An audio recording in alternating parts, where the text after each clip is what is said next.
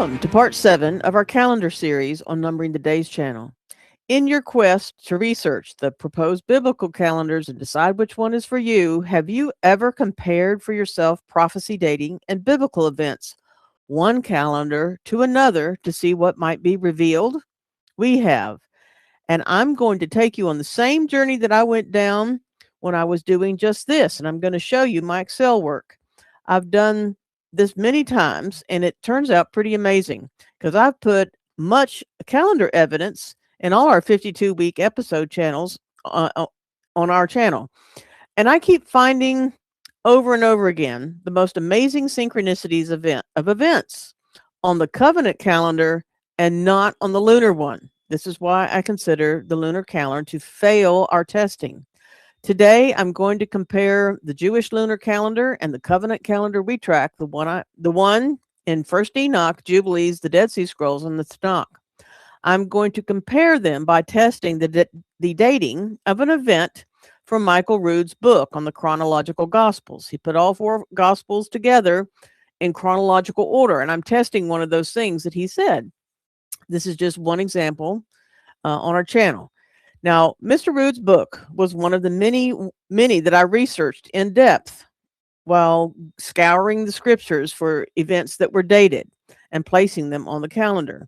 I agree that the Messiah's ministry was 70 weeks and not 3.5 years, as some teach. In our community, we discuss all our videos, and I've included in our sojourning course, it's free, all the research, articles, videos, analysis, along with music and some other fun things every week for those who join us in our deep dive studies. And the invitation is in the description of this video. Come check us out for free. I like his book, but disagree on the calendar, as he's a lunar Sabbath keeper. The event I'm going to test includes 2 things: the dating of Messiah's baptism and the 70 weeks ministry. And I'm going to share in a few moments my research with you in Excel.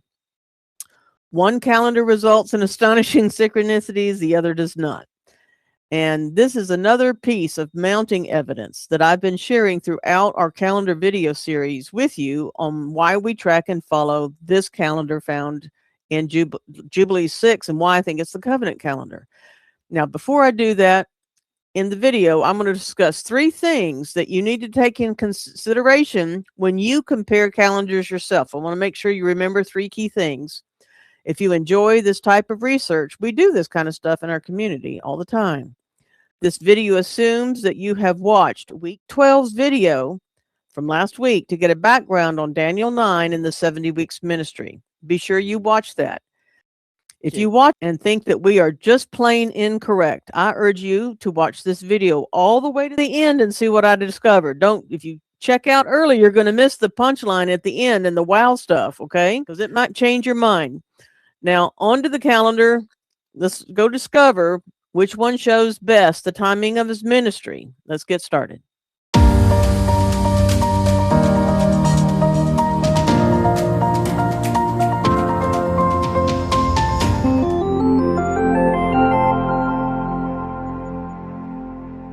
So things that we take into consideration when we look and do research on the calendars, comparing moon and creation, is the fact that there's a 10-day difference in a year. The solar year is 364 days and a lunar year is 354 days. So that's a 10 days difference.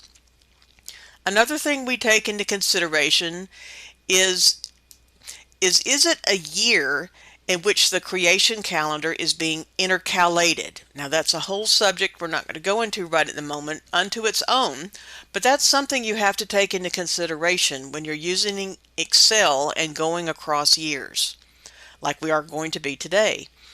And then you have to ask yourself, are you dealing with prophetic time versus physical in the flesh time? Because in prophetic time and in prophecy, some of the days of the year are not considered. They're not in the 360-day prophetic time frame.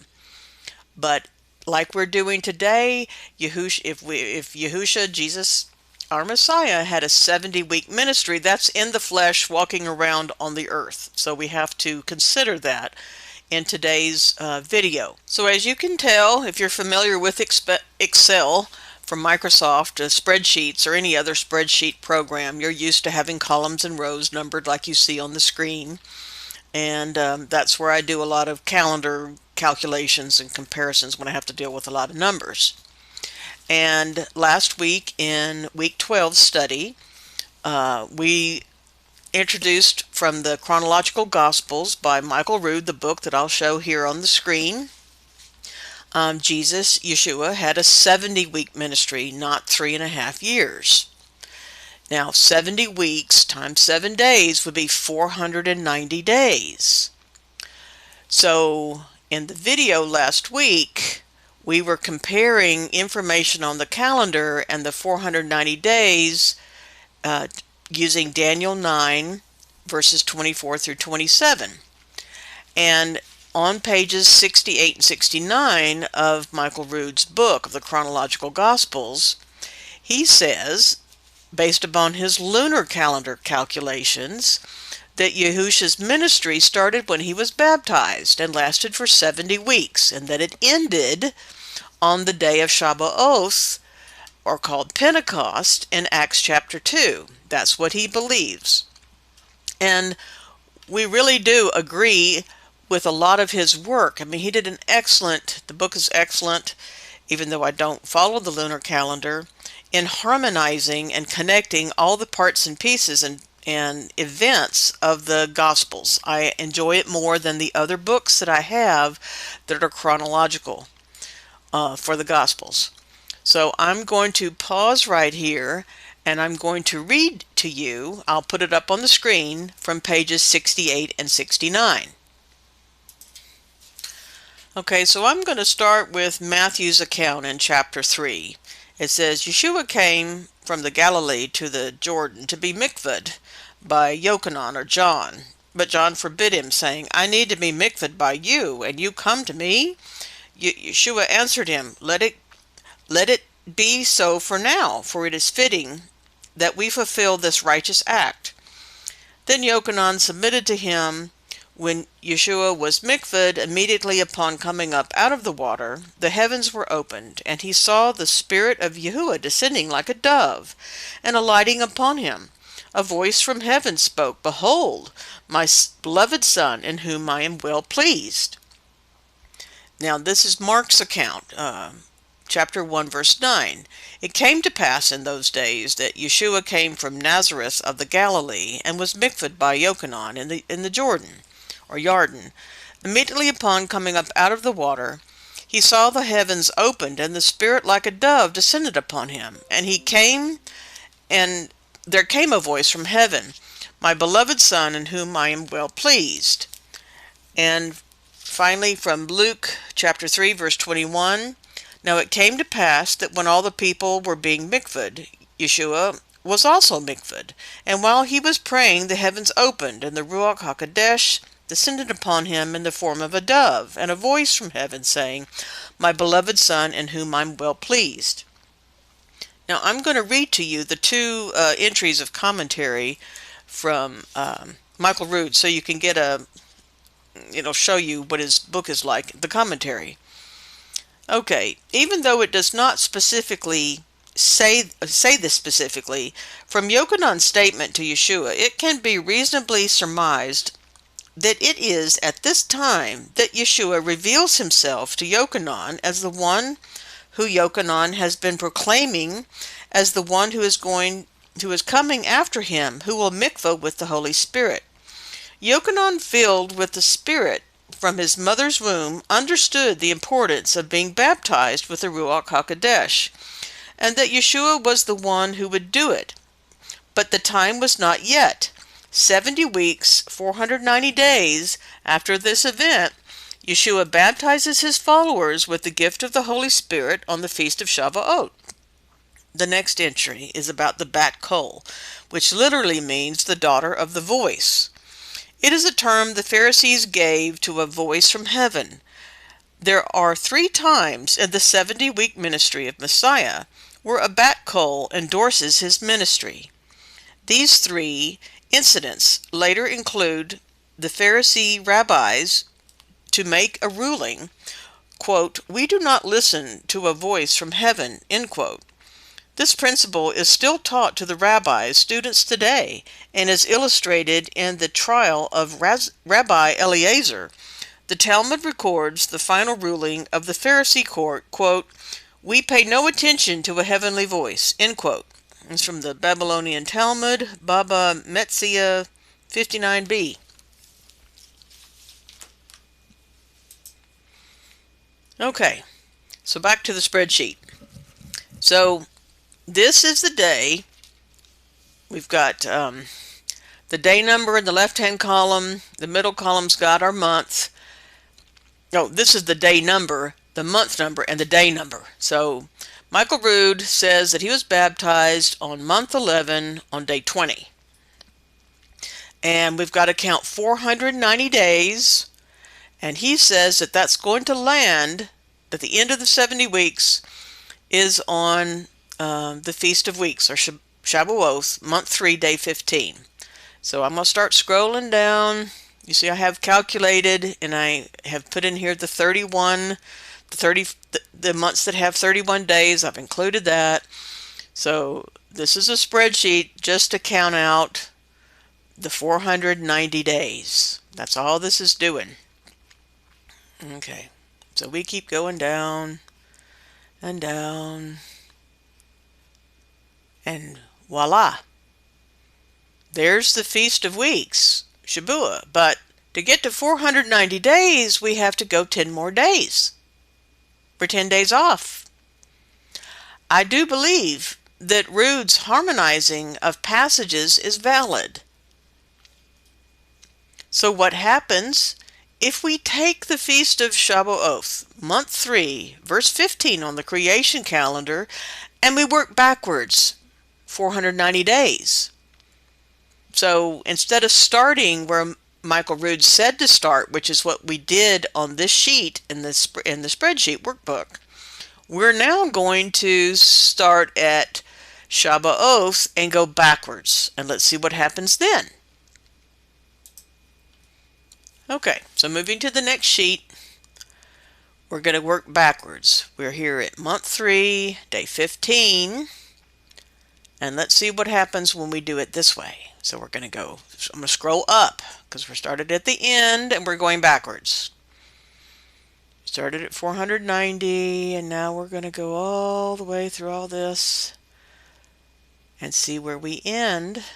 When we get to day number 1 in the left-hand column, that's what we're looking for. So we see that we end up at month 11, day 10.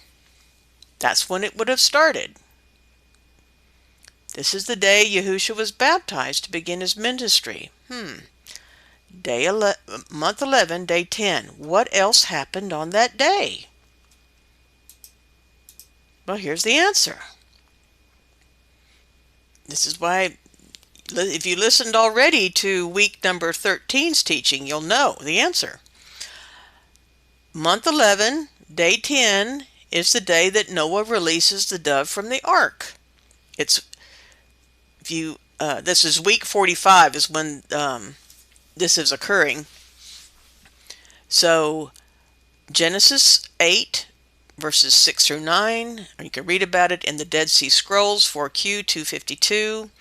Noah is sending the dove out of the ark to find land. Now the Dead Sea Scrolls gives no account of a raven, just a dove. Genesis is saying that he released a raven as well. But for right now, let's focus on the dove. Noah releases the dove from the ark.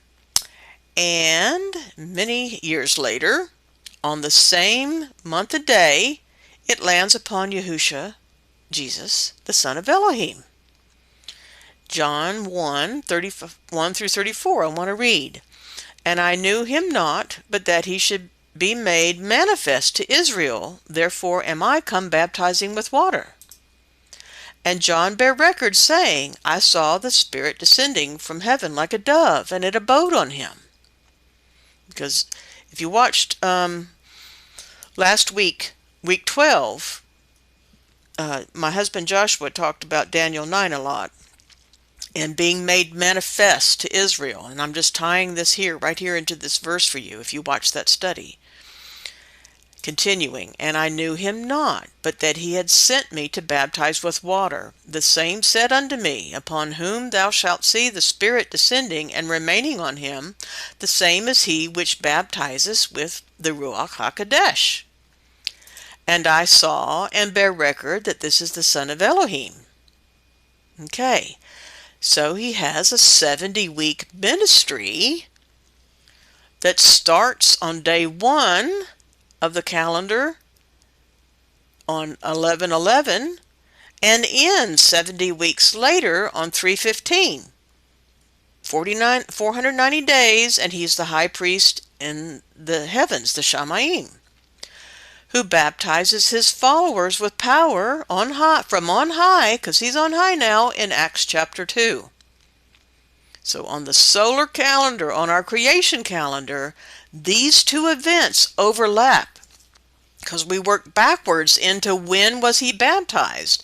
So if we don't go with Michael Rood's date of 11/20, but we go with what we see when we work backwards on our calendar, we end up on the same day, the same dove. We end up with salvation from water. We end up with salvation. He's coming up out of the water from the baptism, and the dove lands. Okay. So this is just one event providing evidence of the amazing insights to glean from the creation calendar, and why we are so blessed to have walked it out, and why we're sharing it with you on YouTube.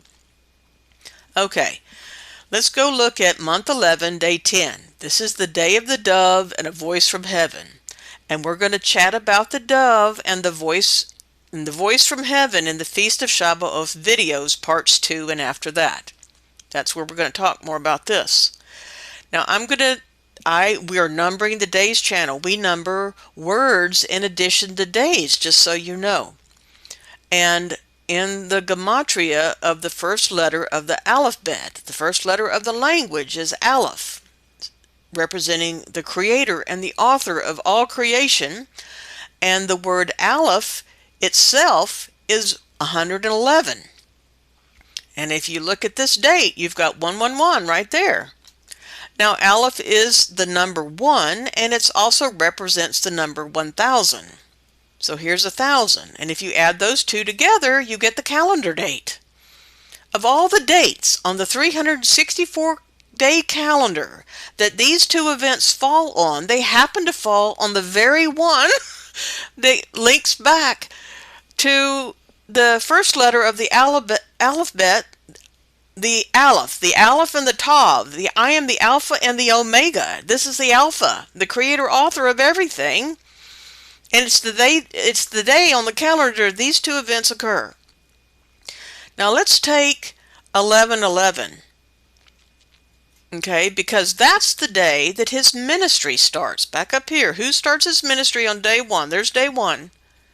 Okay. And this number 11/11, if you I think I've heard people talk about in the New Age community, they talk about seeing the number 11/11, and there's all kinds of videos on YouTube about the number 11/11 and what does it mean. Everybody wants to know what it means, and there's all kinds of theories about what it means. Well, to me, when I saw this, I thought, might this be the sign that he's working in your life? He's ministering in your life. 11/11. I know that's kind of hokey, but that's I think about stuff like that, and it makes me smile, and it might make some of you smile as well. So I hope you've enjoyed this little research video and showing you how we look at stuff in the calendar. Be sure to see our videos on the Feast of Weeks and Shavuot. If you haven't seen it, please do watch it. You'll really enjoy it. And our video week 13 this week and last week, all about Daniel's prophecy and the 70-week stuff. And everybody for taking your time to watch this video. Your time is precious, and I appreciate it very much. Please click the like button and leave me a comment. He is somebody